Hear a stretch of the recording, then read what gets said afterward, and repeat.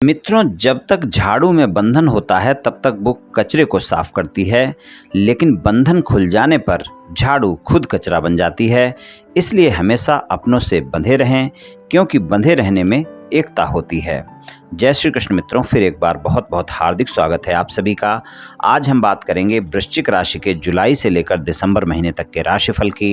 राशिफल में आपके धन, व्यापार, नौकरी, परिवार, स्वास्थ्य, शिक्षा, वैवाहिक संबंध, प्रेम संबंध सभी बातों की चर्चा करेंगे और अंत में उपाय की चर्चा भी करेंगे। इसलिए वीडियो को पूरा अंत तक देखें व सुने, तभी आप वृश्चिक राशि वालों के 6 महीने के राशिफल की पूरी जानकारी प्राप्त कर पाएंगे। ये राशिफल चंद्र राशि पर आधारित है, यानी मून साइन पर। जिन लोगों को अपनी राशि नहीं पता है वो लोग अपनी जन्म कुंडली में ये देख लें कि चंद्रमा उनकी किस राशि में है। जिस राशि में चंद्रमा है वही उनकी राशि है। जिनके पास जन्म कुंडली नहीं है वो अपने नाम के पहले अक्षर से अपनी नाम राशि जान सकते हैं और ये राशिफल अपनी नाम राशि से देख व सुन सकते हैं। तो चलिए मित्रों, शुरू करते हैं। वृश्चिक राशि वालों के सबसे पहले हम धन की बात करेंगे। धन भाव के स्वामी गुरुदेव हैं, आय भाव के स्वामी बुध हैं। तो आय और धन के मामले में अगर हम देखें तो वृश्चिक राशि वालों की आय तो नियमित स्रोतों से होती रहेगी। जो भी कार्य आप कर रहे हैं, आपके आय भाव के स्वामी जो बुध हैं वो 8 जुलाई से कर्क राशि में अपना गोचर प्रारंभ करेंगे। जुलाई के महीने में आय के मामले में थोड़ा संघर्ष देखने को मिल सकता है, लेकिन कर्क राशि से लेकर उनका जो गोचर है वो धनु राशि तक रहेगा और बाकी उनका गोचर अच्छा है। तो जुलाई के अलावा जो भी समय आपका रहेगा, आपकी आय के मामले में कोई संघर्ष देखने को नहीं मिलेगा। लेकिन धन भाव के स्वामी की युति राहु के साथ छठे भाव में बनी हुई है, जो कि अच्छी नहीं है। तो धन के मामले में आपको समस्याएं देखने को मिलती रहेंगी और धन के मामले में आपको समस्याएं परेशान कर सकती हैं। 30 अक्टूबर तक का समय ज़्यादा ही आपको समस्याएं दिखा सकता है। नवंबर और दिसंबर सामान्य रहेगा। तो कुल मिलाकर धन और आय के मामले में आपको मिले जुले परिणाम देखने को मिलेंगे इन 6 महीनों में। धन और आय के मामले में वृश्चिक राशि वालों को मिश्रित परिणाम मिलने की संभावना बनी रहेगी। बात करते हैं व्यापार, कारोबार और नौकरी की। 10वें भाव के स्वामी सूर्य हैं। 17 जुलाई से कर्क राशि में आएंगे। उसके पहले अष्टम भाव में उनका गोचर मिथुन राशि में रहेगा। तो 17 जुलाई से जो उनका गोचर कर्क में हो जाएगा और उसके बाद धनु राशि तक वो गोचर करेंगे। तो यहाँ पर अगर हम देखें तो 17 जुलाई तक का समय, जुलाई का महीना वैसे भी आपको व्यापार, कारोबार, नौकरी में भी थोड़ा सा संघर्ष दिखा रहा है। तो 17 जुलाई तक का समय थोड़ा सा यहाँ पर आपको संघर्ष ज़्यादा दिखा सकता है जुलाई के महीने में। और बाकी अगर हम देखें तो 18 अक्टूबर से 17 नवंबर तक का जो समय होगा, वहाँ पर भी आपके व्यापार, कारोबार में किसी भी विस्तार को करने से पहले आप सोच समझ कर विस्तार करें और वहाँ पर आप अपने बॉस के साथ और अपने सहयोगियों के साथ खासकर 18 अक्टूबर से 17 नवंबर के बीच में किसी तरह का वाद विवाद ना करें, वरना वो वाद विवाद आपका बढ़ जाएगा और आप देखेंगे फिर वहाँ पर आपको दिक्कतों का सामना करना पड़ेगा, यानी कि आपके कार्य क्षेत्र में समस्याएं पैदा होंगी। तो व्यापार, कारोबार और नौकरी में 17 जुलाई तक का समय कुछ संघर्ष दिखा सकता है जुलाई के महीने में, और 18 अक्टूबर से 17 नवंबर तक का जो समय है वो भी आपको संघर्ष दिखा सकता है। तो ये समय आप याद रखें और बाकी सारा समय व्यापार, कारोबार और नौकरी के लिए आपका अच्छा रहेगा। आप मेहनत करें, आपको प्रयास में सफलता मिलेगी, आपका व्यापार, कारोबार, नौकरी अच्छा होगा।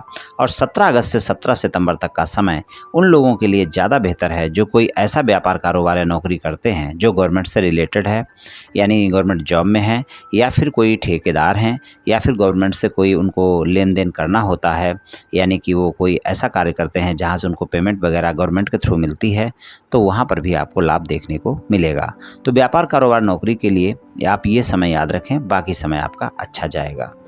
पारिवारिक जीवन की बात करें तो पारिवारिक जीवन में दूसरे भाव के स्वामी गुरुदेव का जो गोचर छठे भाव में राहु के साथ युति में रहेगा और चौथे भाव में शनिदेव का गोचर रहेगा। आपको माता पिता के साथ संबंधों में भी थोड़ा सा ध्यान रखकर चलना होगा। छठे भाव में राहु के साथ युति होगी आपके परिवार भाव के स्वामी की।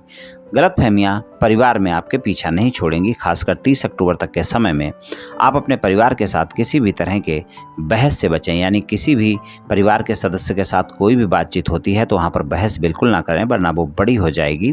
तो व्यर्थ की बातों से, व्यर्थ के वाद विवाद से बचकर रहें पारिवारिक जीवन में, तभी आप तालमेल बना पाएंगे। और परिवार के सदस्यों के साथ अगर तालमेल अच्छा रख पाएंगे तो ही आपको पारिवारिक जीवन में अच्छे परिणाम मिलेंगे। स्वास्थ्य की बात करें तो छठे भाव के स्वामी मंगल हैं और मंगल का जो गोचर है 1 जुलाई से सिंह राशि में 10वें भाव में होगा और सिंह राशि से लेकर वो धनु राशि तक गोचर में रहेंगे। मंगल का गोचर अच्छा है, लेकिन 3 अक्टूबर से 16 नवंबर तक का समय आपको स्वास्थ्य के मामले में ज़्यादा ध्यान रखकर चलने की आवश्यकता है।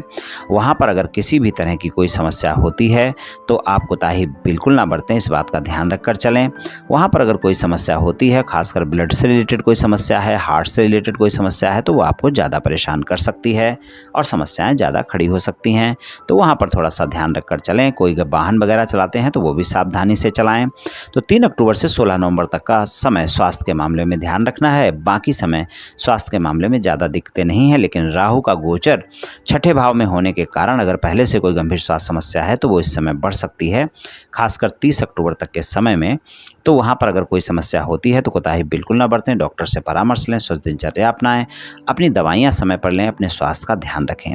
कोई नई स्वास्थ्य समस्या भी होती है तो उसको भी बढ़ने ना दें। छोटे समस्या होने पर ही आप उसको डॉक्टर से परामर्श ले लें, उसका ध्यान कर लें और अपनी समस्याएं खत्म कर लें तो ये अच्छा रहेगा, वरना वो बढ़ सकती हैं। 30 अक्टूबर तक के समय में इस बात का ध्यान रखना है।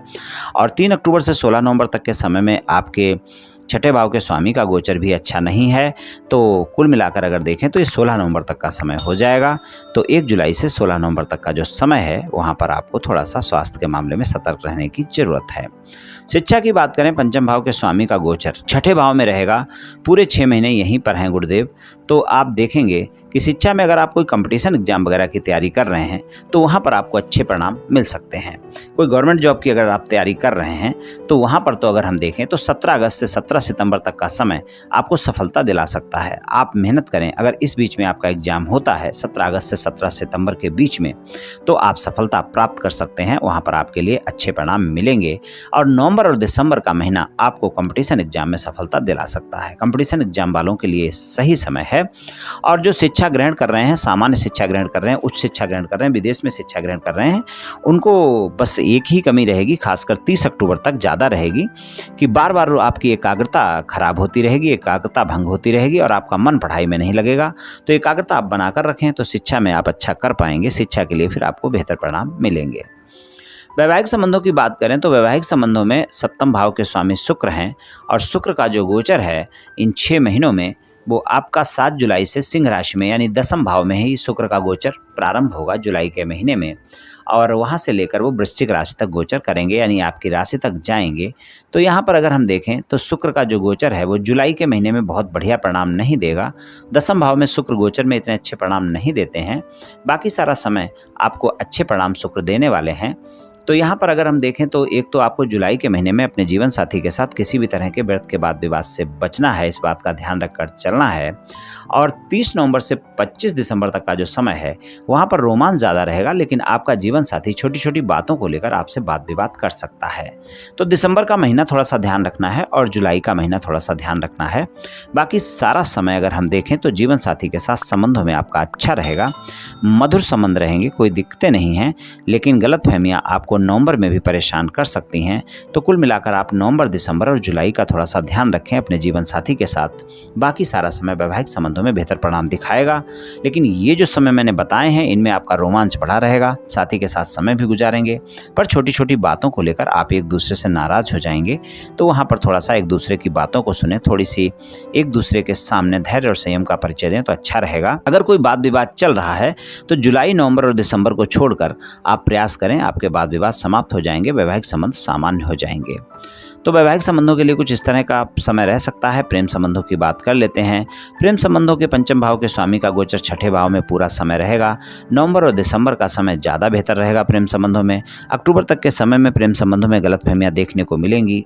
राहु के साथ युति है, अगर छोटी छोटी बातें आप बड़ी करेंगे तो आप देखेंगे ज़्यादा बड़ी हो जाएंगी, आपके संबंध ज़्यादा खराब हो जाएंगे।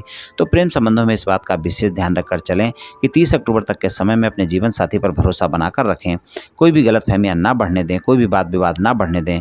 नवंबर और दिसंबर का महीना आपको अच्छे परिणाम दिखाएगा। तो प्रेम संबंधों के लिए कुछ इस तरह का समय रहने वाला है। उपाय की बात करें वृश्चिक राशि वालों के लिए, राशि स्वामी मंगल हैं, हनुमान जी की पूजा उपासना आप करें। शिव भगवान की पूजा उपासना भी आपके लिए लाभदायक होगी और हनुमान जी की पूजा उपासना करें। मंगलवार और शनिवार को 7-7 बार हनुमान चालीसा का पाठ करें, हनुमान जी के सामने करें, आपको काफ़ी लाभ देखने को मिलेगा। ये उपाय आप बराबर करते रहें 6 महीने, आप देखेंगे आपको काफ़ी अच्छे परिणाम मिलेंगे। तो मित्रों, आज मैंने आपसे वृश्चिक राशि वालों के जुलाई से लेकर दिसंबर महीने तक के राशिफल के बारे में कुछ चर्चा की। ये राशिफल सामान्य राशिफल है, ये सभी जातकों पर पूर्ण रूप से प्रभावी होगा ऐसा संभव नहीं है, क्योंकि आपकी जन्म कुंडली पर भी बहुत कुछ निर्भर करता है। आप सभी स्वस्थ रहें, आयुष्मान रहें, धनवान रहें, ऐसी मेरी श्री कृष्ण भगवान से प्रार्थना है। जय श्री कृष्ण।